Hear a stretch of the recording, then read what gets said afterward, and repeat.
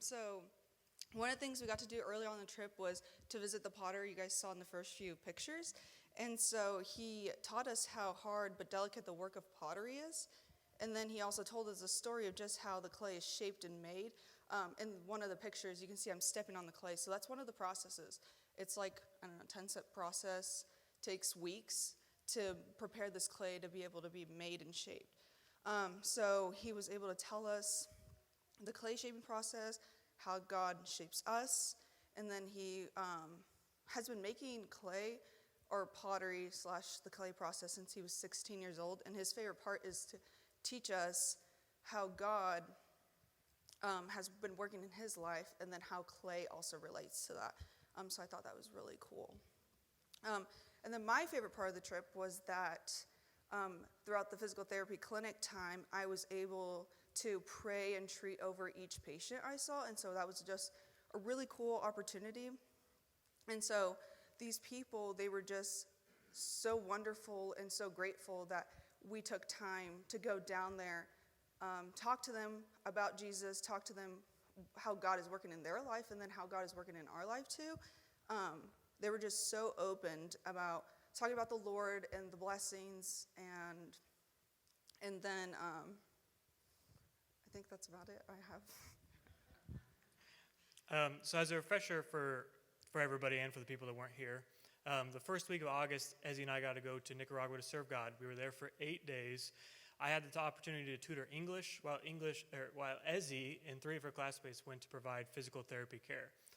We stayed in a camp-like base. I know the first day they provided physical therapy care, they were actually teaching Nicaraguan physical therapists, so they got to do a lot of that stuff. In the camp we stayed, we had a morning devotion every day. They made us homemade breakfast, which was awesome, and at the end of the day, they made homemade dinner, so we were definitely full every day. But Student International, the group that we went with, functions as a type of mentorship or tutoring program, and they have about a dozen sites in Nicaragua, and then they have a couple of sites throughout Central America as a whole. And their goal is to teach life skills and provide medical services and use every opportunity to pour into the people there and to build relationships with the nationals in Nicaragua. I told you all before I was left that I was nervous to actually step out and evangelize to people. That's something I've never done before. I was going to be in a new place, speaking a language that I really do not speak, and just talking to people about God. But that isn't what I got to do. Instead, I got to live in a place surrounded by God, by people who loved God and people who worship him daily, all the time. See, most people forget, including myself, that Nicaragua and most of Central and South America are fully evangelized countries. They know about God, they have churches everywhere. And not only that, these people did not care to hear about America. In my narcissism, I actually found myself talking about America and how something is so different. I only realized that that's not what they wanted to hear about. They wanted to know about how far I traveled to come see them. They wanted to hear about my walk with God. They wanted to hear about my struggles I faced and how I got through them. They wanted to form relationships with us. They just wanted to be there with us. I got to teach English to kids between 12 and 18, kind of as you saw in the pictures. I also got to teach from a Bible, which is awesome, something I never thought I'd be able to do. And it was an English-Spanish Bible, which is exactly what I needed, so it worked out perfectly. But practicing English with them, I got asked, what would you do if you won the lottery? More times than I ever thought I would. At the time, they were practicing how to use if and when and would and all this other stuff. First conditional is what it's called, which I had never heard of until I got down there. But and these kids worked so hard to learn English. I mean, they worked harder than I have learned to try to learn Spanish. I've been learning Spanish for about 7 years now, and some of these kids were 6 months in and had a better English than I did of Spanish. They were just happy I was there. They were so happy when they saw me and just got to ask me random questions. They wanted me to say mountains all the time because they have a thick accent. Nobody can say mountains, so I did not know that before I got down there. I did learn in Nicaragua that they like to take their life slow. Conversations can last hours, and any planned schedule just immediately get thrown out the window. I feel like if this happened at kid camp, I would be having a heart attack if the schedule just meant nothing. But they just enjoy sitting in people's presence. They just sit in each other's presence and they talk and they sit there, and that's fine. And for example, the first day we went out, so Monday, all we did was drive to students' homes. They do home visits. We brought them groceries and just spoke to them about God and what's important to them in their life. I got to tell them how important God is in my life and spent the rest of the day answering, like I said, the most random English practice questions ever. This was one-on-one. I spent like 2 hours probably at each of the person's house, mainly just asking random questions. On Tuesday, the first day we actually had class, Joseph, who was pictured in one of the pictures, he's the English tutoring site leader. He and I left camp around 8. We got to the site around 8:30, but the class didn't start till 11:30. So for the first 3 hours, we just sat there and talked. Now, I didn't know class started at 11:30, so I was expecting them to walk in any minute. I was sitting there like super nervous to talk to people in Spanish and try to teach English, which I had never taught before. And so I was like anxious the whole time, but we were just sitting there, sometimes in silence, sometimes talking. There was no TV to watch. There was no internet. We just sat quiet, sometimes in deep conversation about God and how he got to know God and about how I got to know God. And that was the second thing I learned, that silence is okay. You can just sit in silence. Like, that's not awkward. I don't know if this is an American thing, but every time I got in a car, I was just like, oh man, we got to talk. Otherwise it's awkward because you can't sit in a car in silence. So I kept trying to do this, and then eventually I relaxed and was like, no, silence is okay. Like, we could just sit in this and enjoy this. We can enjoy this with God. And the wonderful thing about the silence and the slow pace of life was there's so much time for Jesus. It's ironic that here I feel like I'm constantly running from event to event or obligation to obligation, and I have no time to sit or pray in the presence of God. Everything to me has to be scheduled. But when we just took the schedule out, when there was no internet, and when talking about God isn't taboo, that's all we did was sit in the presence of God. We'd talk about God. I found myself praying in the morning, praying when we got back to camp. Guys, prayer doesn't have to be a scheduled event. You can just do it.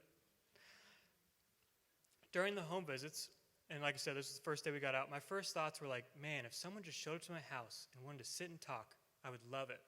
For about 30 minutes. Then I'd probably be ready to kick everyone out and jump back into whatever I'd planned for the day. I don't even know if I could find 2 hours to just sit around and talk. But yet the joy in their faces and their conversations was bright. They wanted to hear more about God. They wanted to hear what led me to their door to serve them. That was when I realized God has been trying to tell me something for a while, and I've been learning it in slow baby steps. But a lot of you know me, and you probably know that I am calm, especially compared to my brothers or nephews. I really don't get competitive or take anything too seriously. But in the past, I am still to some degree now incredibly transactional. Sometimes I feel myself cutting conversations short or bouncing around or focus on small bullet points I feel like I'm supposed to hit. I even had to learn this when Ezzy and I got married. We would drive in the car for 30 minutes somewhere, and I would go, boom, quality time has been achieved. I can go sit and play games or watch TV because I've finished the quality time. At one point, when our clinical was in Springfield and we actually rode together, like on the way home, the 30 minutes drive home, that was quality time. I was like, yeah, we're knocking out at the same time. This is awesome. But that's certainly not what our relationship needed, and certainly not what my wife needed. Quality time for us became talking about our day, talking about what we did and who we saw, even if we didn't remember most of the conversation. That isn't what mattered. What mattered is that we spent time while I was focusing on her and she was focusing on me. I've even done this with God in the past with quality time. Hey, God, here's my daily, nightly prayer. Thanks, love you, bye. It's not a phone call. It's a relationship. But none of the people live this way in Nicaragua. The site leaders were wonderful, and every single one of them wanted to sit with us and just talk. They just spend so much time just sitting and talking. Even the cooks in the kitchen would finish the food, serve us, and then come sit and eat with us. And the cooks talked about their family or Nicaragua. They even talked about how they had served in other ministries, but they weren't allowed to talk to the missionaries. Like, they didn't enjoy that. But in Student National, they got to sit with us and just enjoy our presence. And this is, like I said, the first time I realized I can sit in silence with God. I can spend unscheduled time. I can talk to God about the little things. God did not make us to hit some quota or fulfill some transaction. God made us to have relationships with us. He wants to hear about what you did today. He wants to know your thoughts and your feelings. He wants you to seek him out, to spend real time and real effort into your relationship. Then when you have done that, you pour into others. The most exhausted I have ever felt was always after camp or after a trip. But that doesn't matter, because during the trip, it's complete peace. You have all the energy in the world, but God gives you energy to do these things. Don't back down because you have had a long day, because in my experience, the people who have had the real long and hard days are the ones that need fellowshipping with and need sharing the love of Jesus. Our verse for the trip was Luke 10:2. He said to them, "The harvest is plentiful, but the laborers are few. Therefore pray earnestly to the Lord of the harvest to send out laborers into the harvest." And I'm telling you today, the harvest is ready. The harvest has been ready. We just need more laborers to go out and love others and share the love of Jesus. Thank you.